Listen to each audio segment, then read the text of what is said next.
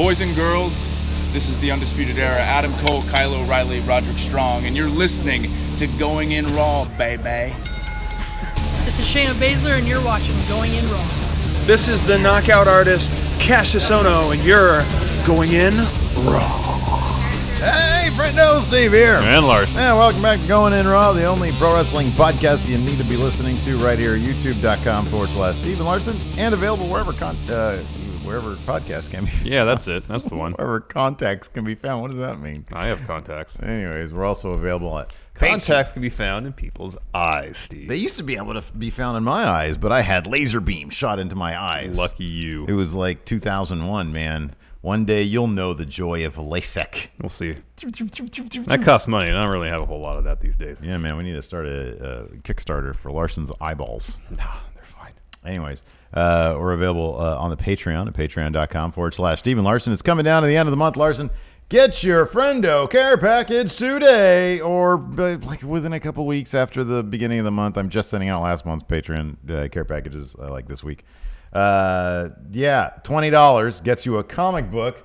Look at this comic book, Larson. Hold on, bring down this. Where's the care package thing right there? Look at this comic book. It's a real comic book. It's a real thing. It includes a story that can only be told within the pages of a comic book. Don't Full-color give everything comic away, book. though. There's a frog in a diaper in there. Look Don't at give that. everything away. Look at all that. Oh, man. It's a random mess of a comic book, but it's pretty cool, too. It's a wonderful adventure. Yep. And then, so that's $20. You can also get your video question on Matt Chat, Yeah. which is my favorite show every single. So what's your favorite show that we do, Larson?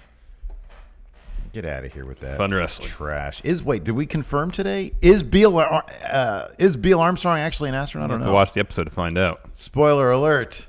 No, I'm not going to do that. Don't spoil my show. So, speaking of spoilers, this is for the live group and people maybe watching on YouTube. The big movie's coming out like tonight, basically. No spoilers. All right? Spoilers get the band hammer, and you get hidden from the channel if you're going to post them in our comments. Just saying. Steve's going tomorrow night. Are you doing this to protect yourself or Movie Squad. all our wonderful friendos here What in do chat? you think? Protect yourself. Yeah, number one. That's who I got to look out for, Just man. don't pay attention to chat. Let them police themselves. Okay. You just pay attention. Don't pay attention to chat. It's like Twitter. You don't pay attention to Twitter when spoilers I'm not are like afoot. you. I have to engage with the friendos. That's I do engage my with the friends. thing. I'm actually the one that reads the super chats off here. Well, bully for you. No, I like reading chat. I like reading people's feedback. Sometimes it's fun. It is fun. So that's the deal. So yeah, but we got a bunch of terrific moderators here who They do doing great work. God's work. Yes. Banning people for using spoilers. So anyways, yeah, Using there's that. spoilers. And then what else do we have? Oh, tomorrow. God, dude, tomorrow.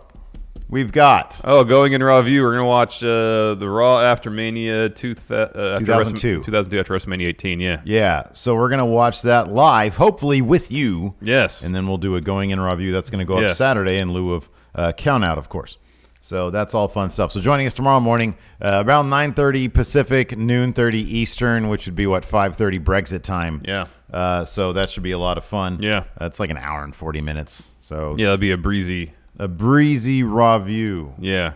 Unfortunately, the network doesn't have, the real commercials that were playing back in 2002. Yeah, Raw was 2 hours back then. So it'll be about an hour and a half. I looked, it's like an hour 43, I think Oh, it is. they ran fewer commercials then. Yeah, that could be too. Yeah, I don't know. Usually an hour-long drama actually has only about 44 and change minutes of actual content and the rest is commercials. Yeah. So, anyways, I want to say thanks also to everybody who joined me. I've been doing a bit more streaming at night. Last time, it was like Monday, I officially debuted, I rebranded Steve Arson. He's out. Steve Thunder. There's not enough room for an E in the Thunder, so it's Steve Thunder. Really? Yeah. Weird, right? That's really strange. It's going to be Steve Thunder. So, didn't do that. Gave him some... Did you just fart? No. You shit your pants, dude? You CM Punk? Did I Z-pack you earlier? No, my tummy just grumbled. Oh, my good. That was a loud one. It was loud. I think you crapped your pants. I think you're lying to us. Here. Oh, that's embarrassing. Look, your face is getting red. See a turd to pick up there? I'm in the not chair? looking. It's in your panties. No, I don't wear panties. Oh no, commando crap. That's disgusting. Yeah, it is. Right on my shorts here. Man, the Be craziest shit a happened brown today. stain. Wait. What? So every morning, Lacey and I. We'll get around to talking about wrestling at some point. This shit nothing happened this week on wrestling. It was a good episode of NXT. Nobody's gonna watch this. Anyways, carry on the with the biggest story. event in NXT that happened this week was Rhea Ripley opening her big mouth on a Twitch live stream. They need to two things. Number one, they need to stop these live streams. There was one. This wasn't on a live stream, I don't think, but there was that one video where Shayna Baszler choked the hell out of what's that guy, Mansoor? Yeah. And then he was on this Twitch stream too, where somebody gave a $15 Twitch donation for Rhea Ripley to say an insult, and then she said like the worst word you could possibly say. Actually, she said two really, really bad words, and then she gave a really half-assed apology. So they really here's what they need to do. If you're going to sign a WWE contract, because they have everybody signing WWE contracts, here's what you got to do. Instead of a million promo classes, put them in one class about social media etiquette. I think they do. And whatever relates to don't be saying words like that, because it's thoroughly unacceptable. It is unacceptable, and it's not offensive to some people. I mean, I guess it's objectively terrible to say. They really need to learn that. Some of these people are so young, though. They're kind of stupid. That's no excuse, mind you, but I'm just saying there's a reason for you. Anyways, what's the story you got? Well, me and Lacey and Gypsy this morning, we throw the ball. We play keep away from Gypsy with the ball. Yeah. Well, I like to do kind of a carrot because Gypsy's actually, she plays a lot of defense. She'll come down and hover near me while Lacey throws it to me, and she'll try to intercept it. That's what Gypsy does. Then I'll throw it back to Lacey, and Gypsy will just stand there. Okay. And but so when I throw it back to Lacey, sometimes I can get Gypsy to start going at her to try to intercept the ball from me. And I'll try to throw it just so that it's right in front of her, and then she sort of tackles Lacey. Okay. It's pretty fun. Okay. And Lacey will do the same thing. Well, this morning, Gypsy ran right into me, tackled me. It was kind of fun. The ball hit my head, and then it got into Gypsy's mouth, and Gypsy and she murdered my toe. I didn't look at the toe because it was oh man, I think she just stepped on it, whatever. I didn't really pay attention. I was just sort of laughing about it because it hurt. And then this morning when I was out of the shower getting dressed and everything, I was going to put my sock on and look down. And my toe got massacred. You have toe problems. I do. My toes can never get out of the way, man. My toe is a bleeding mess. I'm trying to find it so that you can see it too. Do I really want to see your Look at that toe? Yeah, I don't want to see that. That's gross.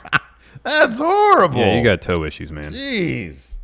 If it's not you, it's Gypsy or me just running after, I think, Alabama that one time, and I just split my toe in half. I don't know how this keeps happening to you. I don't know, man. Maybe you're unaware how large your feet are. What's that? Maybe you're just not aware of how large your feet are, so you continually run them into things. They're really not that big. No, you wear the same size shoe as I. I have the same size shoe as you do. Yeah. Man. Anyways. For people in chat asking us what Rhea said, you can figure it out, man. It's the worst thing you can say these days. It's terrible. Well, it's one of the worst things you can say these days. There's 3 or 4 words that are just completely off the table these days. You just can't do it. So just take a guess, or I don't know, Google it. I'm not gonna say that. All right. So, anyways, let's get into this, I guess. Yeah. NXT. I guess the main takeaway from NXT were the Street Profits are putting on the matches that I really appreciate now. Hell yeah, man. That was cool. How cool was it when you get the War Raiders entrance? Yeah, then Montez Ford flies out of nowhere with a tope and lays them both out. That was amazing. That was really cool. He flew over cameraman. And that look on his face when he was like, oh, that worked? Yeah. Wow, we have a chance now. Yeah. That was great. I honestly really, really wish that they would have just picked up that win right then and there. Well, I mean, if this was shot around the Superstar Shakeup, they would have won that match. I think, yeah. This was shot about 2 or 3 weeks ago. Yeah. When they probably had no idea that War Raiders was going to call it the main. Is this going to be are they going to get this as a takeover match? Maybe. Street Profits versus War Raiders? Because holy crap, that energy right there, when there was such a sense of urgency, and that's what I've been wanting to see from the Street Profits. I'm glad that I think they should have got it. They had it with TM61. You saw shades of it, but then they kind of reverted back to goofy. and then now we get this, and it's like, man, that's how it really should be. So I hope they continue this thread, moving on past the War Raiders. Hopefully they'll pick up those tag team titles. I really appreciated when Montez Ford was in the corner, and then Rowe picked up Hanson to pick him up and run him into him to Ford in the corner, and Montez goes screams. That was great. Yeah, that was good stuff. It was great. Character work they both do. The Street Profits both do is really good. It's getting there. Yeah, it's definitely getting there. Yeah. UK was again. It felt like a house show because it was shot at Access. From Access. I mean, there was the main event was a good match. Yeah, the main event was really good. I mean, you're not going to get a bad match out of don't feel like Tyler Bate's so much fun to watch. I just don't feel like there's any stakes with any of these matches. Like the highlight of 205, of UK was Zach Gibson and James Drake claiming they're locker room leaders and then trashing Amir Jordan and Kenny Williams stuff into the hallway. Like that's not really locker room leader behavior. It's poor leadership right there. It's bad. It's anti-leadership. And 205 Live was fun, but it just feels like the roster's a bit depleted. But they're in the process of building up some new main eventers on that show. You got Umberto Carrillo picking up a huge win. Yeah. He's all over the place. He was on NXT this week. He's on 205 Live. Last week he was on NXT UK. I know. It's awesome. Yeah. Because he's amazing. He is good. He's great. He's really good. And I love his theme song. Feels like I'm at a fiesta. Mm-hmm. I want to know what the main lyric is. I was trying to figure out. I thought it was Bailar something another, which is Bailar is to dance. But I couldn't figure out what they said. Maybe one of our Spanish-speaking friendos can let me know some of the lyrics on his theme song. And the main event of 205 was really good, and I'm happy that they're really giving Arya Daivari a good push, because I've been thinking he's been doing really great work for a long time. Yeah, I really like him. Yeah, it's all good stuff. I kind of think that I mean, it seems like we've talked about this a little bit in terms of the direction of 205, and it seems to be a bit more on the developmental side, which I think is fine. I think is great. But I don't know. I wonder if they're gonna if it's not like we're gonna see any big names there, but we should see. I do hope that they reload a bit more with some interesting people that we haven't necessarily seen a lot of before. Yes. That's agreed. what I'm really. I mean, honestly, that's whenever we discuss All Elite Wrestling, that's sort of the thing that I'm more interested in is not what big name is going to go there, but who they're going to sign from the indies that I haven't heard of. Yeah, agreed. That brings something new to the table. And I always like seeing somebody for the first time and being wowed by what they can do. And that's what I hope to see more of in 205. Yes. That's what I'd like to see there. Yes. So, yeah. Yes. Anyways, NXT kicked off with I just spaced on Forgotten Sons. They're what? Do unto others. Pew! Jackson Riker versus the aforementioned Humberto Carrillo. Not that long ago, I remember reading something where Triple H was telling Jackson Riker. Of course, it's no surprise this comes out of Triple H's mouth. That I guess Riker wasn't like allowing people to knock. He was bumping, not because he didn't want to, because he didn't think he should. Because his character, Triple H, is like, no, get knocked down, but always keep coming back, like a Terminator. Oh, is that what he said? Yeah, I didn't even notice that. Yeah, in some interview I read. Oh, I forgot. Also, we got David Otunga on 205. I actually didn't think he was that bad. Oh, dude, he was not good. I didn't think he was that bad. He was not good. I felt like he was better. I feel so bad. I feel so bad for that guy. Like the stuff that came out sort of in the press about Jennifer Hudson. Oh, yeah. I feel so bad for him. But I felt want like him to do good. You know, like when he was on SmackDown, I felt like he added basically nothing to the stories of the matches. I felt like he added some stuff to 205 Live. I didn't think he was terrible. Yeah, I don't know, man. Every time he said something, maybe I just have an Otunga bias right now, and I need to get more into it. I missed freaking Nigel. Well, of course. I mean, Nigel's top tier. Like, to go from top tier to like sub Aiden English. I'm just Nigel was such a bright spot. He is. He was. You know? No, I agree. I didn't notice. Was this going to be a permanent thing? That was my gist. I didn't. That was my gist. Hear anything about Nigel being gone? No, temporarily. The nature of his introduction led me to believe that Otunga's on full time. He had one line I thought was actually pretty good. Of course, I don't remember it, but he said something at one point. It's like, oh, That's actually They a good line to enhance the story being told in the ring. I would love for them to replace Corey on one of the Raw or SmackDowns with Nigel. Because I love Corey, don't get me wrong, but I freaking love Nigel is so good. Mm-hmm. I think he needs to be on one of the main roster Nigel shows. is better than anybody in terms of highlighting from a technical wrestling standpoint the story being told in the ring. This is how good Nigel is. He can be a play-by-play, heel commentator, face color commentator. He can do everything without he's so good. He's amazing. You don't need anybody else. No. But No, you he's don't. so good playing off of others also. He is. So, yeah. I really like to see. I mean, he and Vic Joseph have pretty good chemistry. I like to see him and Tom Phillips. Mm-hmm. I think they'd be pretty solid.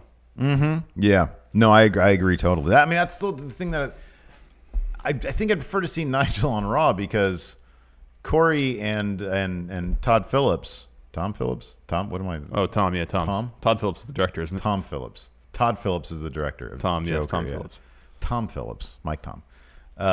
Because they've got a friendship established. Yeah. They have obvious chemistry. Yeah, totally. Exactly. So putting Nigel on there with Michael Cole and Renee, I think, boy, that'd be a killer team. And on top of that, you'd get rid of the Corey Renee. Yeah, why is it still a thing? It's still awkward. It still is awkward. Not into it. Anyway, let's talk Jackson Riker, the Terminator of NXT, taking on Humberto Carrillo. Mm-hmm. Carrillo got some early offense in, but Riker pretty much dominated. He hit his finisher, the Widowmaker, and then Carrillo wisely rolled out of the ring, but then it ended up not being such a wise move because Riker went out there and started throwing Carrillo all around ringside. Yeah. Into the ring, into the barricades, everywhere. So somebody in chat here said they think it's Dale Gas, which could mean add gasoline or give it gas. That could make sense. I don't know if that's the case. I don't know. C. Davalos says that, though. Maybe the lyrics are online. Could be. And so Riker sends Carrillo over into the audience where there's another barricade, puts him against it, and starts destroying his head with knees. Gosh. Yeah.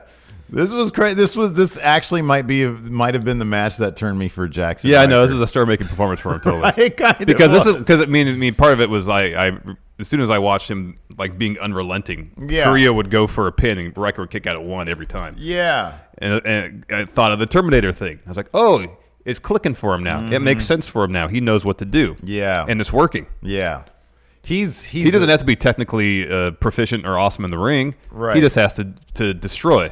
Yeah. Because he looks like a guy who shouldn't really be technically proficient in the ring. Now, will that land him any 5-star matches at TakeOver? I don't know. But it's fun to watch. Yeah. It's fun to watch. He's terrifying. He looks crazy. Yeah. I love that he's kind of balding-ish on top. Yeah, that works for him. It totally. really works totally well. Does. Like it did kind of for Baron also.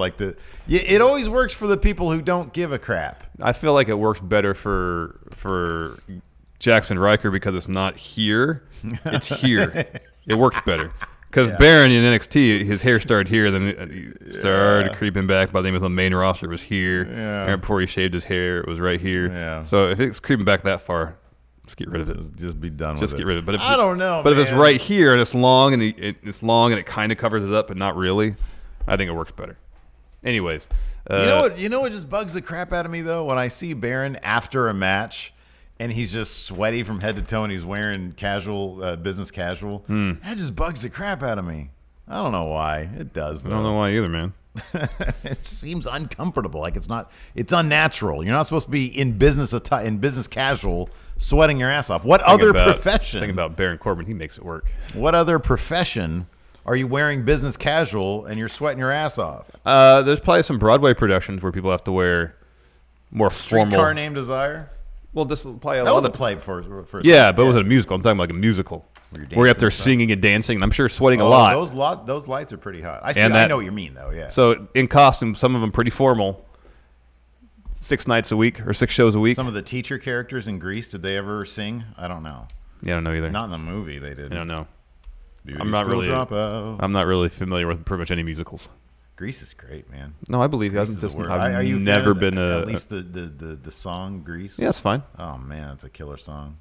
I got your problems and they Okay, stop. Gotta Ref calls for love the the bell. They didn't specify whether it was double count out or DQ or something, but the match is done. It was done, man. And so Riker picks up Carrillo for a press slam, and then Oni Lorcan and Danny Burch run out with chairs. to make the save. Yeah. So it looks like we're going to get some sort of 6-man tag match. Did Oni Lorcan, they're just throwing continuity out the window because he still had a beard, didn't he? Yeah. Yeah. But his hair was growing back on. What happens in 2 weeks, But man. you know what? His hair was growing back on 205 Live. He had a little bit of stubble on head and face. Yeah, that's true. It wasn't clean like it was the week prior. But they just throw continuity out. It's like, hey, you know what, people? Y'all know the deal. Y'all know this isn't live. Well, you know, when they have... It's like a Rick Rude situation. They have a tag team on one show as one name, and another show has one name, which changed the next week to another name. And then continuity is in in a the high. survey. Did you see this in a survey? Yeah, it the changed Viking again? Warriors. Yeah, were they trying to get some of that NBA rub? Maybe. How about those Warriors going down? Are they gonna blow another 3-1 lead? Who knows? Who knows? Probably not. After that, this segment was awesome. Adam Cole This was awesome. doing a photo shoot. Doing a photo shoot, doing his standard poses. And he's annoyed because someone walks up to him, What do you want? and it's Matthew Riddle. Yeah. Hey, bro, I'm just next in line for the photo shoot. I'm just waiting for my photo shoot, man. But you know, if you want to make it a thing, we can do that too. And Adam Cole says, I have better things to do. All right. Walks up. But then he said, because they were giving each other crap, Yeah.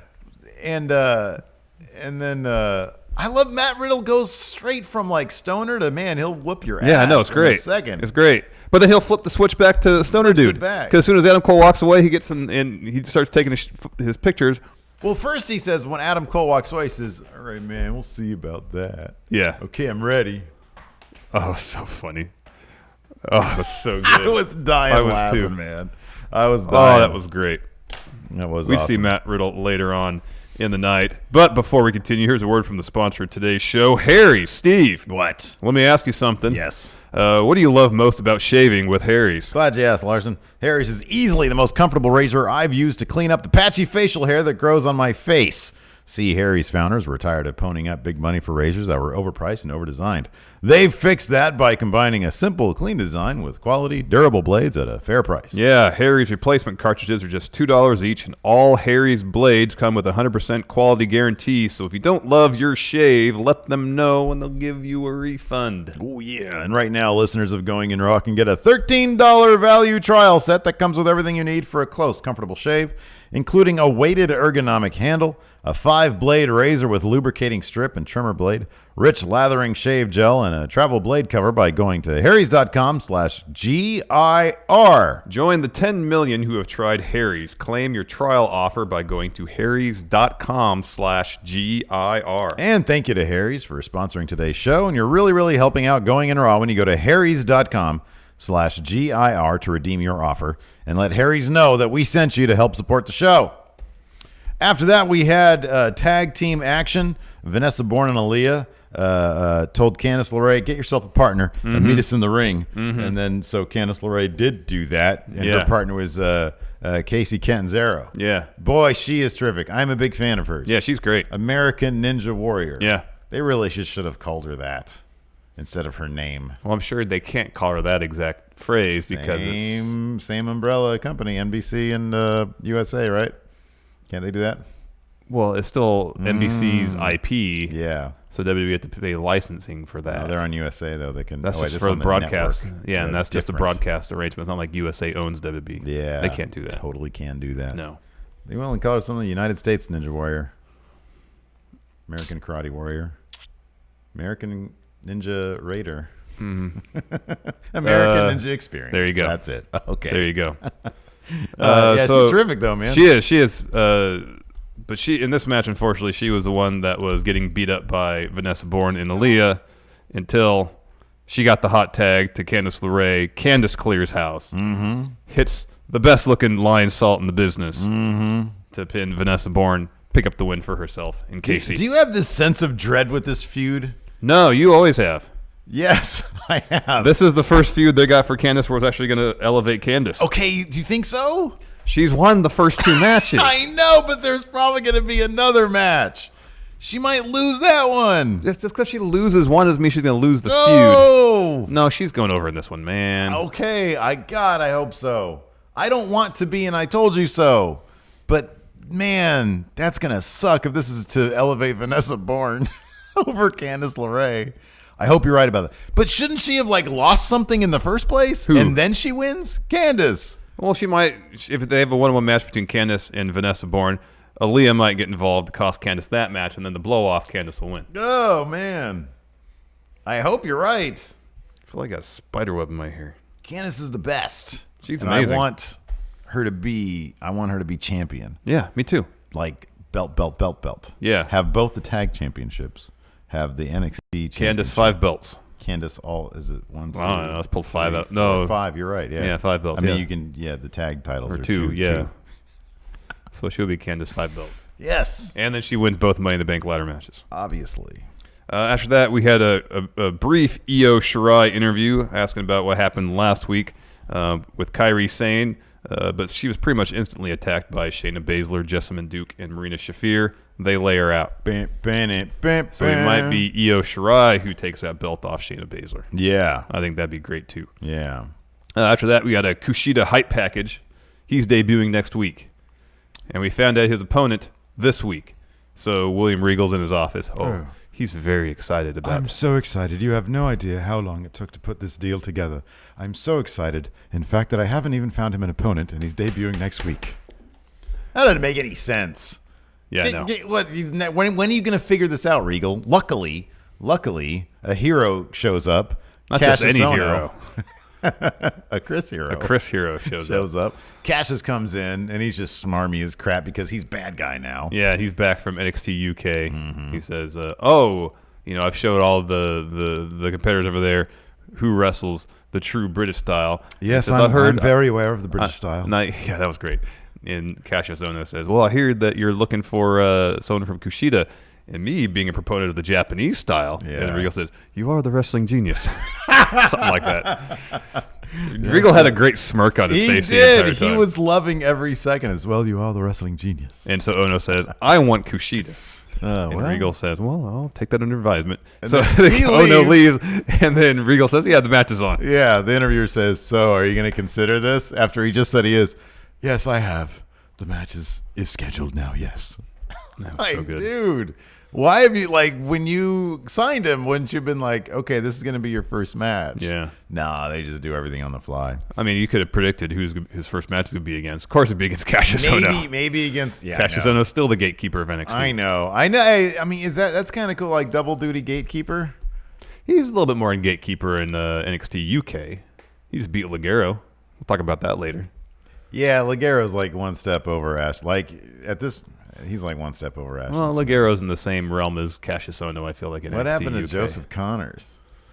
I don't know. He's concentrating on some other shiny new toy, I guess. I guess so. They kind of really dropped that whole angle, They didn't really did. They really did. Did you see Eddie Dennis show up at a Progress show and claim that he's going to go after the world title there? Can he do that based on his contract? Is he aware? I thought he tore a muscle. Yeah, these are all good questions. Even the crowd seemed confused when he said he was going after the Progress world title. Yeah. Oh, man. Anyways. I don't know. Anyway, let's talk about the Street Profits versus War Raiders match because it was awesome. And we mentioned earlier that Montez laid out the War Raiders during their entrance, just flying in from off camera. So on top of them. that was the greatest shot I've ever seen. I mean, it's fantastic. So Street Profits do their entrance, it's a big party, and then the War Raiders are doing their entrance. It's just normal. The camera's right here. They're probably about 10 feet away from the ring, and then all of a sudden you just see Montez come in from over the frame, the camera, and launch onto Hanson. I think it was so good. No, it was both of them. He took them both out. Oh, I thought he mainly hit one of them. Okay. Because they just put down their entrance gear and the belts on the ramp, turned around, took 2 steps, and they got laid out. Oh, it was amazing. Great. And so all of a sudden, it's just frantic. Yes. Like Montez throws, I think it was Rowe. Yeah, Rowe. in, and they He hits a frog splash. Yeah. Gets a 2 count. They try to set him up for the Doomsday Blockbuster, their finish, Rowe. He evades it, and then from that point on, kind of the War Raiders get the upper hand for a little bit. There's this great spot where Montez hits a belly to back on Hanson, and he held him up there for a long time, and followed that with a standing moonsault. But that was pretty much the last bit of offense. Street Profits got War Raiders picked the win after their pop-up powerbomb, which they call Thor's Hammer in NXT, but is a Viking experience on main roster. Yeah. So that was good stuff, and it was, again, I really love the sense of urgency, and I don't know, man. I mean, hopefully, I know there's supposed to be a takeover in about 6 weeks or so. Yeah, hopefully that still happens. Hopefully that happens, and the Street Profits will pick up those titles. It seems like that's The trajectory. probably their plan. The plans for the I Street think that'd be a Profits good next. idea too. Because they'll probably feud with Forgotten Sons after that. After that, we had a really long Mia Yim interview that I feel like was probably take 5 because she was really stretching to get from place to place in this thing.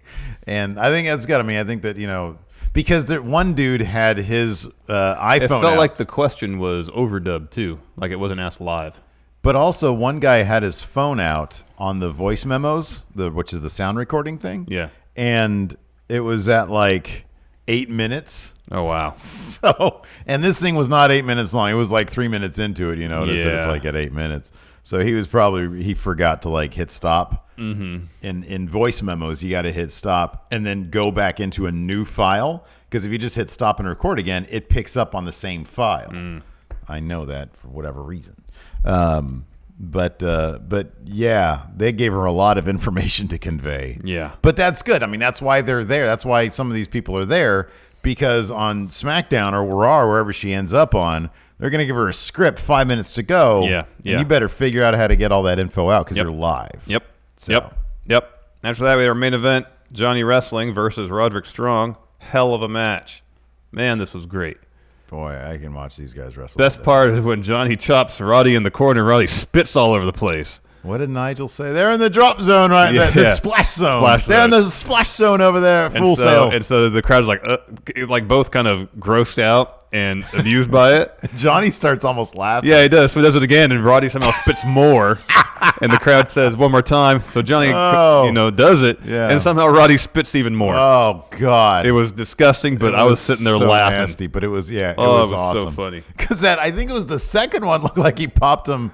Wasn't like it looked like he popped him like right here. Oh, there's so Anyway, much spit. There's so much spit. Oh, man. That was good. That was really good.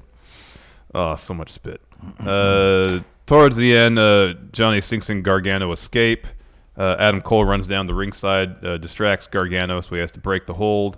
Then Undisputed Era, the rest of them come out. Matt Riddle runs down to make the save. There's a scrum ringside. And at one point, Roderick Strong reaches over to grab Adam Cole to do something. I don't know what. Yeah, he was like grabbing at his head. Yeah. Cole thought it was Gargano, turns around, just kicks him right in the head.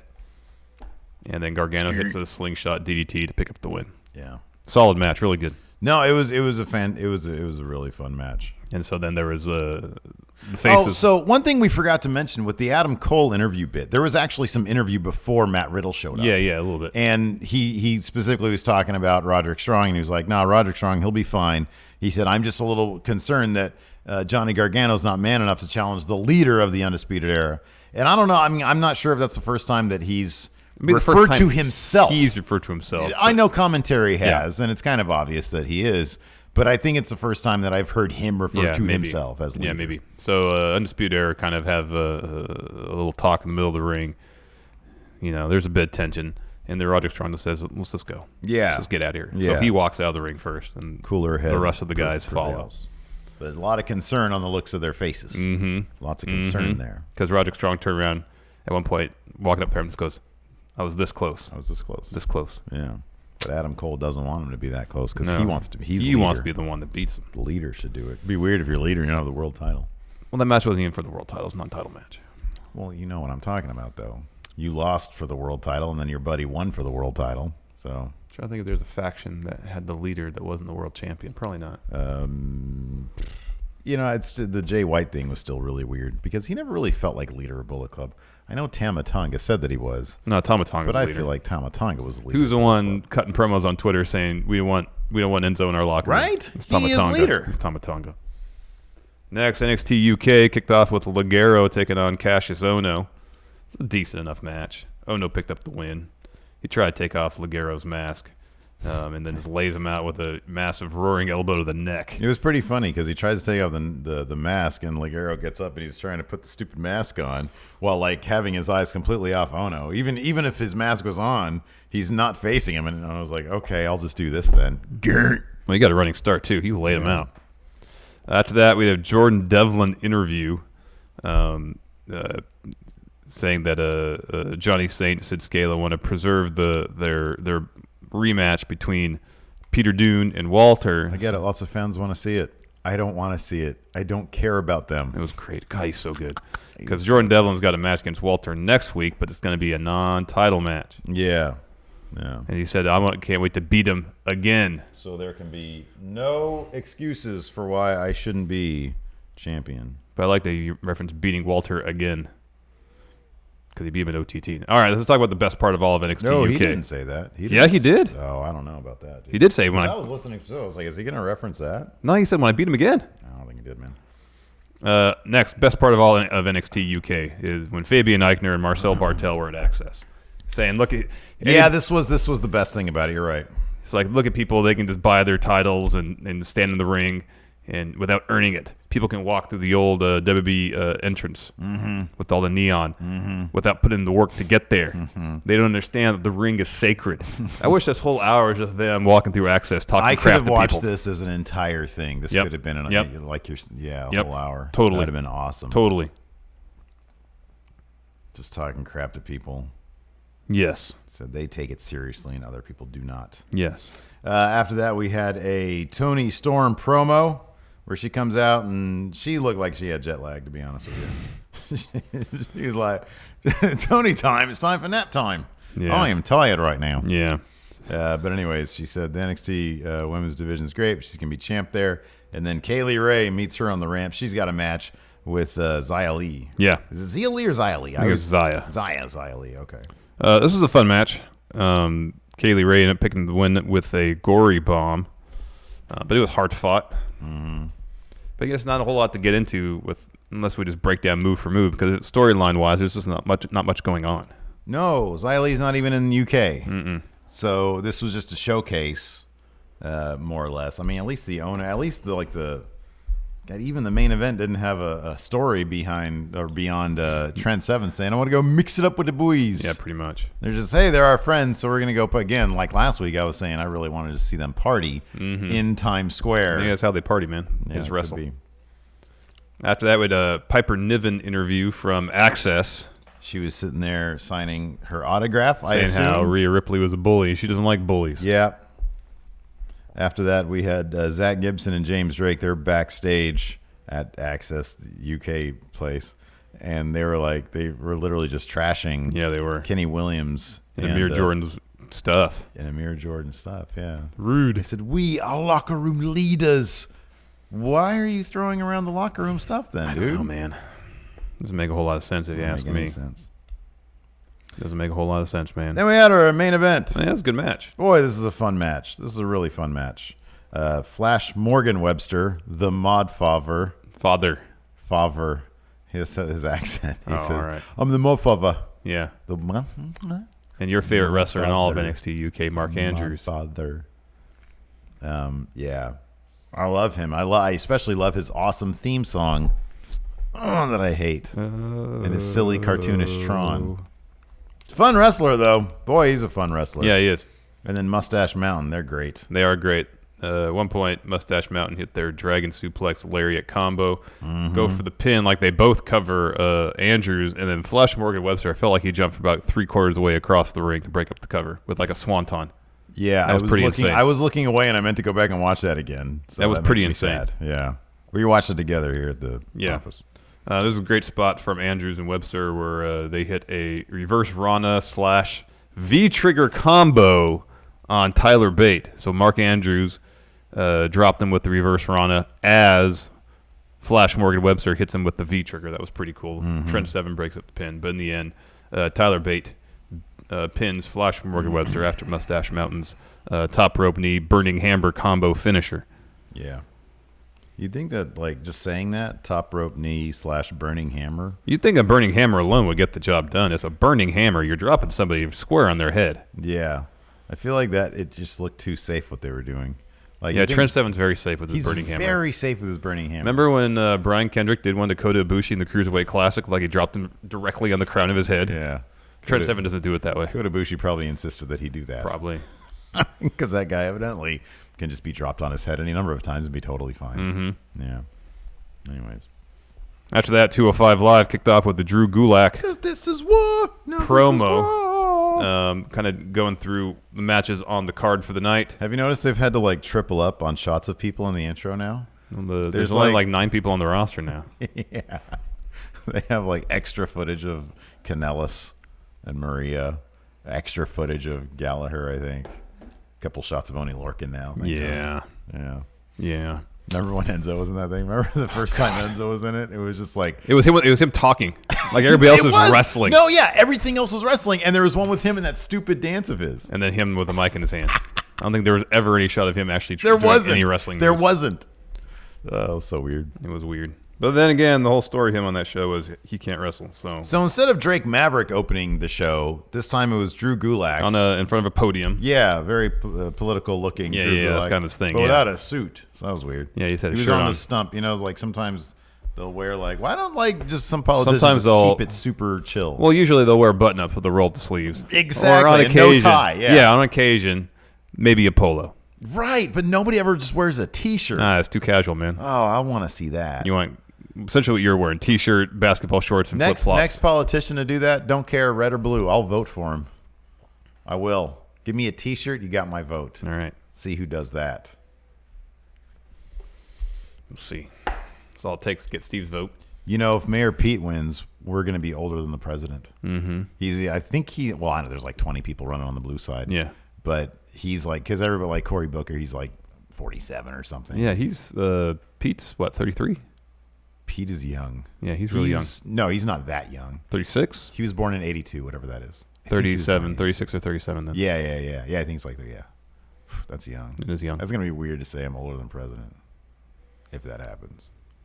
Like if Joe Biden wins, it's like I'm still 50 years away from Oh, man. Anyways, after Drew Gulak's promo, we were introduced to David Otunga on the commentary team. I didn't think he was that bad. All right, man.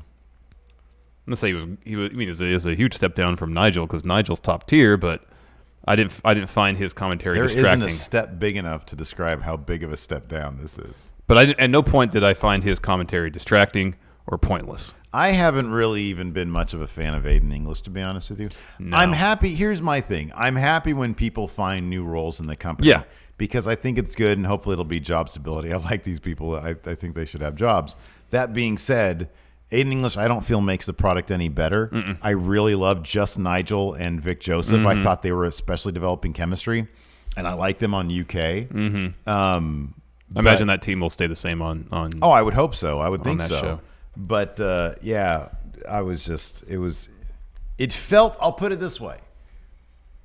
Given the nature of 205 losing all of their big stars, minus like Drew Gulak, it just felt sadly appropriate that they would make this move. Oh yeah, totally. That's what it was. Totally. It was like, oh man, we're like losing the but, one elite thing about this show. If they're doing it, approaching it more as a developmental thing, why not do it across the board? Then it explain makes why sense. Aiden and Otunga are on the commentary now. Like I said, I didn't think Otunga was terrible last night.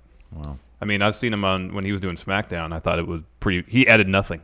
He actually detracted from the show at points. I feel like it was the same here. That was my own personal opinion, though. First match was Drew Gulak taking on Humberto Carrillo. Hey, dale gas. Yeah. Good match. Yeah, it was a good. Carrillo started out doing all sorts of lucha stuff, and that great moment where he climbed up to the top of the ring post and was waving at him.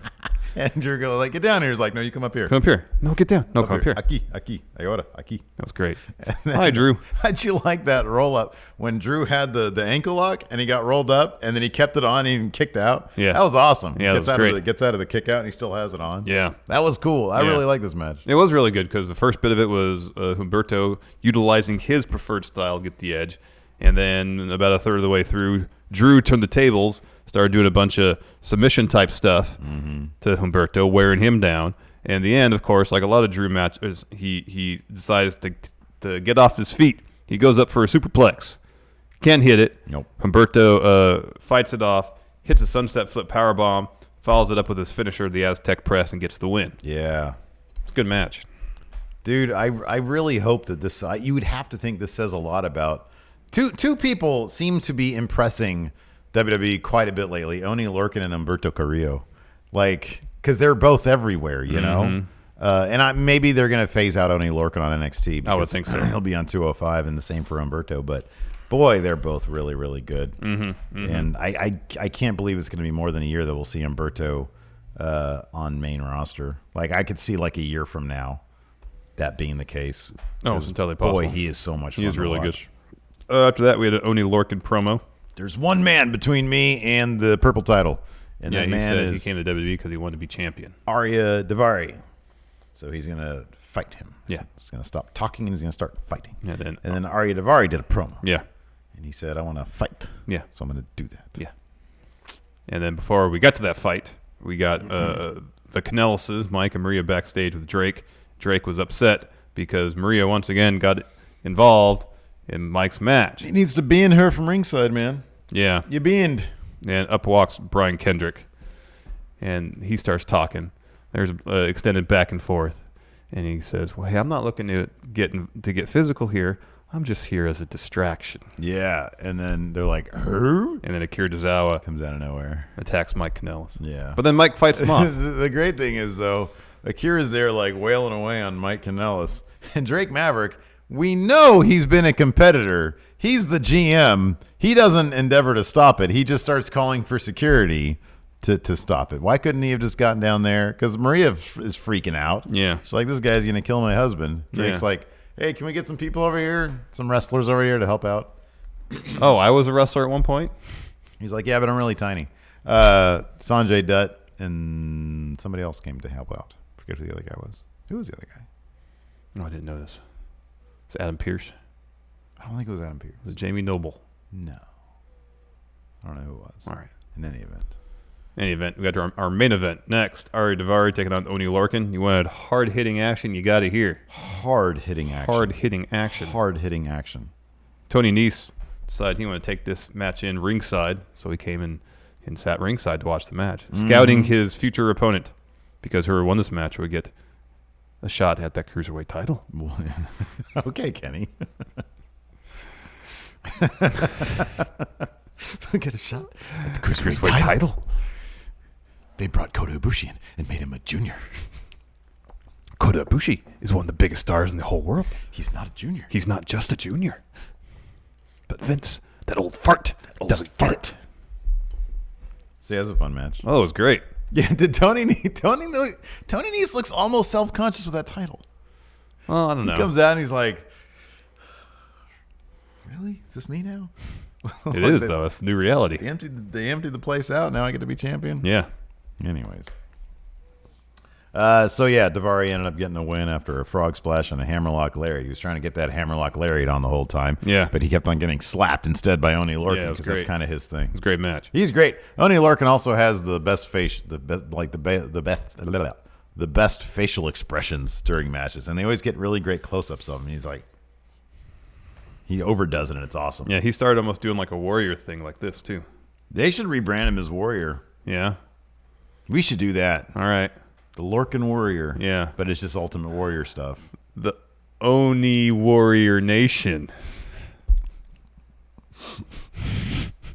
The Oni Warrior Nation. Only Lorcan Warrior. All right, let's take some questions. Okay, that's a good idea. Good point. Take Probably some a good questions idea. right now. Yeah. Couple new members, T. Jones and Piper Knights. Thank you very much. Oh, wait, I forgot to mention if we had any new patrons. Oh, you look at that up. I'll do questions I'll still. look at that up now. Nick Wolf says, Fightful.com reporting Hatgate incident. Now there's Hatgate now because you wore a hat like Everybody's once. asking in the beginning of the show, is Steve wearing his hat today? Meltzer had no. Simon, yesterday we had a new patron. Yes, that's right. Simon, well, you remember that know, name. my name is Simon. I knew you were going to do that. And I love to do drawings. I knew you were going to do that. I love to draw all day long, so come on and do drawings with me. I knew you were going to do that. Dragon Reborn. Steve, have you seen the Eddie Dennis dance video? No, it sounds terrible, though. So you probably love it. Probably would. I'm going to be Progress Champion. Ooh, Charles Miller says the Fun Wrestling shirt is best merch. Sorry, Steve. Also, thanks for the show, boys. Hey, man, I get just as much of that cut, and I didn't have to do any work for that, so Yeah. no need to apologize to me.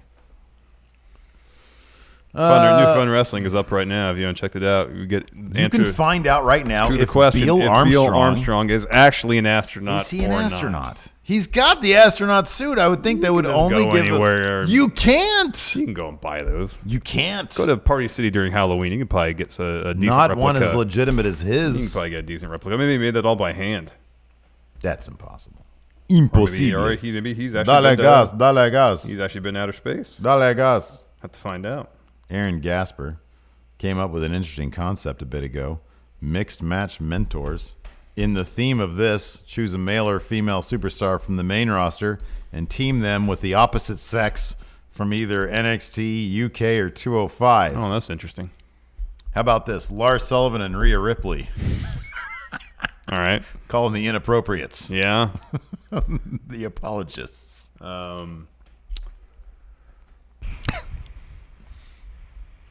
Casey Catanzaro and Ricochet. Yeah, that makes the most sense. Yeah. Call them Smash Time. Because they're a couple. Yeah, I know. Very acrobatic sex they might have. I don't know. Could be. Maybe it's just really boring. Yeah, we don't know. Don't want to know. Never It's not my know. business. Exactly. Not our business. Well, I'm not going to say we'll never know. Leaks happen, you know. Anyways, moving on. Yeah. Do you have any other ideas for that particular mixed match mentor show? I mean, no, I guess not. Okay. Good thing nobody really watches the Thursday show. It's a looser show, It's yes. a looser show, yeah. Let's see here. Blake Whitehouse. No, this is immediately a no. Do you think Rey Mysterio should moonlight between Raw and 205 to help train the roster and help make stars out of them since he has nothing left to prove in the main roster? No. 205 should be all about developmental. Mm-hmm. It should be, new people versus new people. Yeah. I don't need to see Ray on 205. Yeah. Agreed. I'm going. 4-inch Fox has a question, but that kind of involves spoilers, so I'm going to no. Oh yeah. But ask it. I'll say this: if 4-inch Fox is listening, post this question when that event is actually televised. Yes. Whoa! This is a great question. Thomas Dunnigan. Yeah, I was about to ask that one. In kayfabe. So in the universe, in storyline, how did Triple H get the entire NXT roster to get in the ring and do lip syncing in the middle of the ring? Money. So, I know none of you guys, some of you guys don't get along, but substantial bonus for anybody who shows up. Wow. 5:30 tomorrow morning to lip sync to Slipknot. I know most of you. How about this? It's funny. Austin Cunningham just puts money. Yeah. How about I got an idea for you guys. We just got some of this TV money in here. I know some of you guys don't get along. How about this? Get in that ring, and you can make top developmental money. $150,000 for everybody. Yeah. Yeah. Good. But then when they're all done with it, he says, "Oh, by the way, that money was prorated, and it's only for one paycheck." Wolfpack for Life says, how much has the NXT crowd helped NXT gain in popularity with them wrestling in front of pretty much the same crowd for several years? They know how they'll react, unlike going to a different city each week like Maine. I think the Full Sail crowd is like 6 man on the Yeah. He's like, you know, that's what they call the Sacramento Kings fans. Do they do that in every arena? Not every arena, but in Seattle it's the 12th man. Because there's 11 players on the field, and so the 12th man on the field is the fans. So okay. They raise a banner or a flag before every game that has number 12 on it. But I think it has really helped being in front of that crowd. There's obviously a special chemistry there between the fans, the Full Sail crowd. Mm-hmm. Karen was front and center this time. Luckily, I do not think she was in the path. Maybe she can clarify this for us in chat. If she was in the path of any of that Roderick Strong. If she was in the splash zone. Yeah, the splash zone. I'm not sure anybody'd want to be in that splash zone, but it was pretty funny. Shogun Zodiac. Who would you rather take a photo shoot with, Adam Cole or Matt Riddle? Oh, Matt Riddle. Number one, I already had my own photo shoot with Adam Cole. Yeah, you can see it on Lacey's shirt in WSteve W. Mm-hmm. It was my pinned tweet for a while. Yeah, he liked the picture when I said it's my new best friendo, Adam Cole. So I think that basically confirmed that he agrees. He let me put my arm on his shoulder. I doubt he remembers we your talked name. about PWG a little bit. Yeah, it was great. I'm basically in the Undisputed Era. They get Roddy out of there, it's okay. This guy Maybe here. if Roddy's out, that'll be my opportunity to become undisputed. Maybe. Charles Miller, it's more likely that Beal Armstrong is a costume designer than having been to space. Apparently, Charles hasn't watched the latest Fun Wrestling. He'll get the information right there. Yeah. Well, yeah, he has to watch, though. Well, Yeah. You just sort of spoiled it, though. No, I said he'll get the information right there. Yeah. Karen says, thankfully, no, I was not. That looked pretty. That looked like it was a lot of spit. That was a globs. Does she know? Because she knows like everybody there. Do you know who got Who was in the splash zone? Who was in the splash zone, and what it was like to have undisputed spit on them Cult of False Realities. How long till Steve loves Jackson Riker? today? Yeah, It's today. It happened. It happened, everybody. It happened. Yeah. Oh man, with me, you just have to do something that really upsets me or makes me hate you, and then I will inevitably love you. Yeah. Within a couple months. So Geeked Out Nation has a good question with regards to the Rhea Ripley incident. And then Nigel was on a WWE, it was the watch along, and he was in full comfort mode, and he dropped the F-bomb that's more appropriate. I mean, he said fuck. And so his question is, although they did it again, they did one for Mania, because that was, I think, the pay-per-view before Mania, and then they did one at Mania too. Yeah. So they're not stopping those things.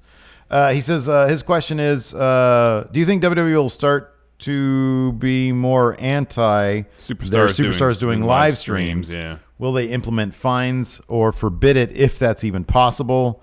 I personally like the live stream stuff because it makes the superstars more relatable. I have a feeling WWE does not feel that way. What do you think about that? Is this going to be an incident that WWE takes a second look at WWE people doing? Because it starts to, I don't know. I don't know.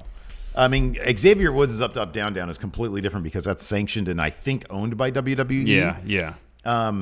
Baron and Tyler and Baron Corbin and Tyler Breeze and Ty Dillinger, while he was still with the company, I don't know if he's still with them, but they have their own Twitch channel where they do stuff. Yeah.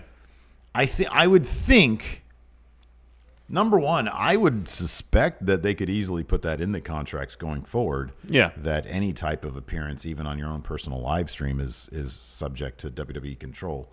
They could do that. Possible. I mean, if they, I mean, you mentioned this to kick off the show, is in NXT and NXT UK, there should be, you're learning how to wrestle and you're learning how to cut promos, but you also got to learn how to market yourself, Conduct yourself in a public space, and part of that is taking some classes. You shouldn't take classes as far as know what words you right, yeah, to say and not say, but to teach how to comport yourself publicly, because if you're a WWE superstar, you're a public figure, and anytime you put yourself out there publicly, whether your intention is to do it or otherwise, you are in some fashion representing the company you work for. I wonder. I have no idea, no clue if it would, because WWE does not seem to be worried at all about people taking them to task for the independent contractor status. I wonder if that would play into it at all. I would suspect at this point it's more along the lines of, if you say something messed up on social media, on Twitch, it's probably in the same ballpark in terms of how they would deal with it. Like, hey, make an apology, make it count. And, you get one warning, and after that, you're going to face some sort of punishment, maybe. Or maybe there is a fine associated with the first infraction. I don't know. However they deal with, activity on Twitter or message boards or whatever, I suspect they would probably at this point feel the same way about Twitch streams. But something like this might cause them to take a second look at that. Yeah. But I don't know. We might find out in the coming days. Yeah. Or we might not. I don't know. Marcus Harrison, Steve is NWO Roderick Strong. Oh, because I'm going to replace him in. Yeah. You guys have similar hair. Do we? He's got a lovely head of hair. He's got a good head of hair. Yeah. Dragon Reborn, I tweeted the Eddie Dennis dance to you, Steve. Thank you very much for that. I appreciate it. In my mind, it's like an Elaine Bennis thing. Anything less than that, it's probably so bad. It's probably really cringy. It'd be really disappointing unless it's an Elaine Bennis. I type can deal. imagine it being very cringy. I don't know. Anyways, You got any more questions? no. What do we have coming up on bonus episodes? I don't today? know. I'm gonna work on that as soon as we stop. So YouTube channel members And patrons, $5 and up. We've got a bonus episode. We're about to go live with it once we find some non-news. And, hopefully you guys will join us there. Yep. You can hit that join button right now on YouTube. You mentioned a couple new channel members, right? I did. T. Jones and Piper Knights. Yep, All got right. that. Got And them then, already. of course, Simon, our new $5 patron. Simon, you're welcome to join us as well, and we'll do some drawings. That's actually Wednesday we do the drawings. True. Anyways, thanks so much for watching, everybody. We appreciate it. Till next time, we'll talk to you guys later. Goodbye. Be a part of Going In Raw today at patreon.com/Steven Larson. Starting at $1 a month, you can enjoy Going In Raw ad-free, gain access to the daily 30-minute Going In Raw post show, exclusive merchandise, and so much more. Support Going In Raw today. Click the link in the description.